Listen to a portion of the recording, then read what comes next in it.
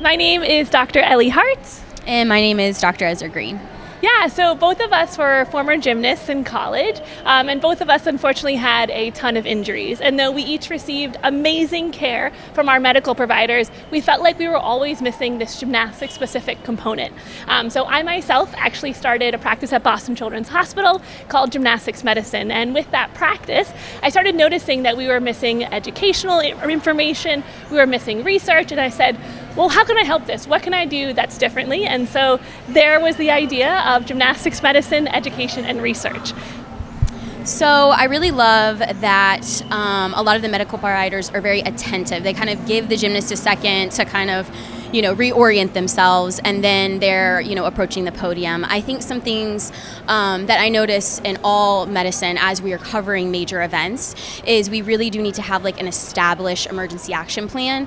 So, based from a minor injury all the way through, we are unconscious and need to call EMS and get a board up there and C-spine him and get him on a gurney and head him out. So that's kind of what I'm noticing is those kind of in between, from the minor tweaks to the okay, they're unconscious, those ones that we're seeing a lot of, ACL tears, Achilles ruptures, ankle sprains, those kind of things. It's kind of like, what do we do? Where do we go? Some of the providers, will head right up there. Other ones are not even allowed to approach the athlete or even speak to them. So their care is getting delayed. And so that's kind of what I've noticed here. And I think that's something as a medical community we could definitely improve on, just really establishing that emergency action plan. Yeah, so I would say one of the biggest misconceptions about gymnastics and gymnastics injuries is that pain is normal. I think we can all agree, not only as medical providers, former gymnasts, coaches, just really individuals and humans, that pain is not normal in a sport. Gymnastics should be fun and exciting, and you should enjoy what you're doing when you're out there, and you really shouldn't be in pain. So I think that's our biggest myth buster, is that gymnastics having pain is normal. Now we can always talk about soreness and muscle growth, but that's very different than pain. And so I think if there was a message we could shout out from the rooftop, it would be definitely that pain is not normal. The other thing too, and what we're really proud of for gymnastics medicine, education, and research, is we are a multidisciplinary team. So meaning that we help the athletes not only from the physical standpoint, but we have mental health providers on our team, sports nutritionists on our team. Dr. Green is an awesome PT on our team.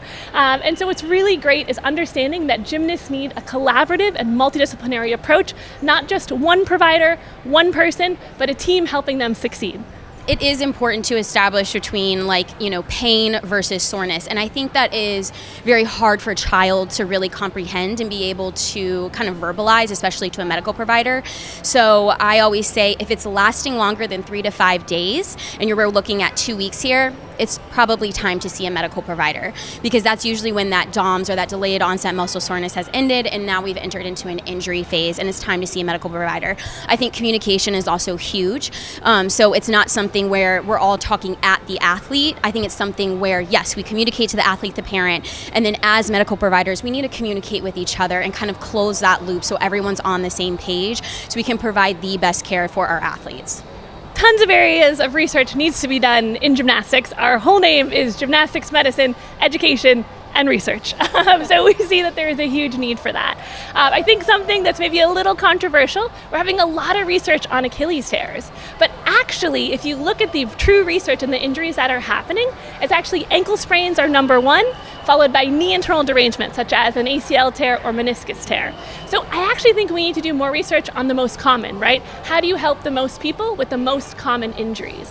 Now, the other really cool thing that gymnastics medicine is doing, and Ezra is leading this up for us, is our gymnastics medicine medical provider certification that then allows us to come together as a multidisciplinary team and actually make what we call consensus statements. So as Dr. Green was just explaining, our best practice guidelines, how to approach a gymnast, how to approach an injury, and how to really safely return back to the sport as a whole. And that is part of the gymnastics medicine certification. We are reaching out to all providers that are licensed. They complete what we call the perfect 10 steps. They will go through an interview process, and then at the end of that, they will receive their certification to really just create these medical providers that are either seeing a lot of gymnasts or maybe are interested in treating gymnasts, to see what are those common injuries, how are we treating them, how can we come out with these consistent statements as a whole compass medical provider to say this is the best treatment for these common gymnastics injuries moving forward, so we're all kind of on the same page. We have tons of research on, Tommy John's shoulder injuries for baseball players, ACL ruptures in soccer players in return to sport, but our gymnastics injuries, we are sorely lacking in our research. Gymnastics medicine, education, and research is not only just for medical providers, but also for gymnast parents and coaches. So we really wanted to make sure that we're putting out what's called evidence-based medicine. So what's on our website has been proven, has been shown. What is sort of what we call true medicine that we're doing there. It's not a sort of thought process of someone else. We really research the information. We put the most up-to-date information on our website. So if there are any gymnasts who are having injuries or parents who want to learn about more injuries, it's a great website to head to at gymnasticsmedicine.org. We also host virtual grand rounds and what we call Chalk Talk events, where we feature just a topic that our group, again, as a multidisciplinary team, comes together and provides that education and that resource. Because truly, I wish that we had this when we were both gymnasts. I think we would have had a lot less injuries, maybe even a longer career. And so we're just so thankful now that we can provide this to those young athletes, and hopefully they have a happy, healthier gymnastics career.